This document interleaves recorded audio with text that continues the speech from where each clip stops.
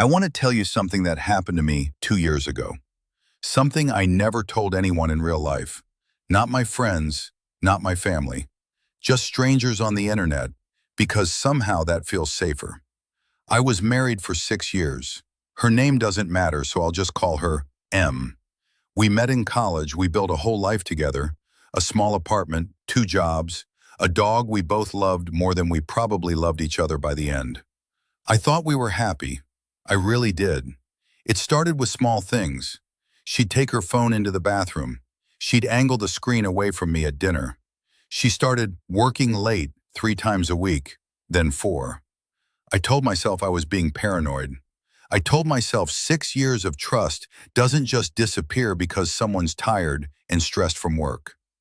Then came our anniversary. I'd planned something small but meaningful. Dinner at the restaurant where we had our first date. I told her to be ready by 7. She said she'd try, but work was crazy.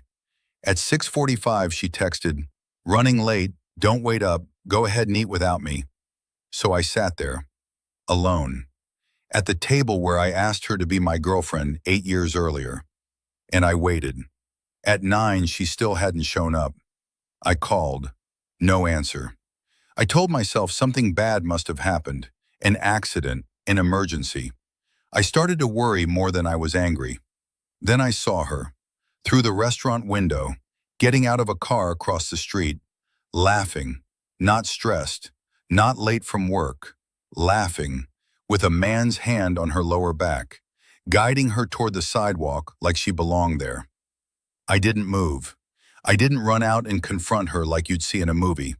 I just sat there and watched my whole marriage collapse in about 4 seconds, from a restaurant booth, holding a glass of wine I never finished.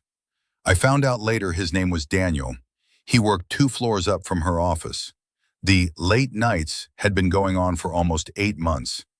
Here's the part I never told anyone. I didn't confront her that night. I went home. I waited for her to come back around midnight, smelling like his cologne, telling me traffic was insane and her phone had died. And I said, okay. I said I understood. I made her tea. I even apologized for overreacting about being upset earlier in the week. I spent the next 3 weeks like that, calm, normal, loving even, because I needed proof. I needed something undeniable, because I knew if I confronted her with nothing but a restaurant window and a gut feeling, she would talk her way out of it. She always could. So I started paying attention, really paying attention. I noticed the new perfume in her bag that wasn't hers. I noticed a hotel receipt in the car's glove box from a night she said she stayed at her sister's. I noticed the pattern of her work trips lined up exactly with a coworker's business travel schedule. I didn't say a word. I just collected it all, quietly, patiently, like building a case, because in some strange way, that's exactly what I was doing. 3 weeks after our ruined anniversary, I asked her to sit down. I told her I loved her, and that's why I needed her to be honest with me one last time. I asked her directly, "Is there someone else?" She looked me straight in the eyes and said, "No," without blinking. 6 years of marriage, and she looked at me like I was the one being unreasonable. That's when I put the folder on the table. The receipts. The photo from the restaurant window, because yes, I'd actually taken a picture that night without even realizing why. The hotel confirmation email I'd found forwarded to her personal account. All of it. I watched her face change in real time, from confusion to panic to something almost like relief. Like she'd been carrying the lie so long that having it finally out in the open was easier than holding it up anymore. She didn't deny it after that. She just asked how long I'd known. I told her 3 weeks. She asked why I didn't say anything sooner, and I told her the truth. Because I needed to know if the woman I married was capable of looking me in the eyes and lying to my face. And now I knew. We didn't yell. We didn't throw things. It was almost worse than that. It was quiet. She packed a bag that same night and stayed at her sister's. 2 months later, the divorce was final. The strangest part isn't the betrayal. People cheat. I understand that happens. Marriages fall apart.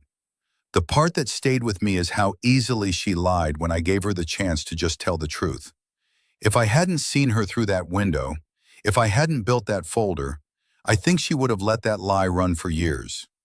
I don't regret waiting those 3 weeks. I don't regret not screaming in that parking lot when I saw them together. Because if I had, she would have had an excuse ready. Instead, I made sure that when the truth came out, there was nothing left for her to spin. It's been 2 years now. I'm doing okay. Better than okay, actually. And if you're going through something similar right now, if your gut is telling you something's wrong, trust it. Pay attention.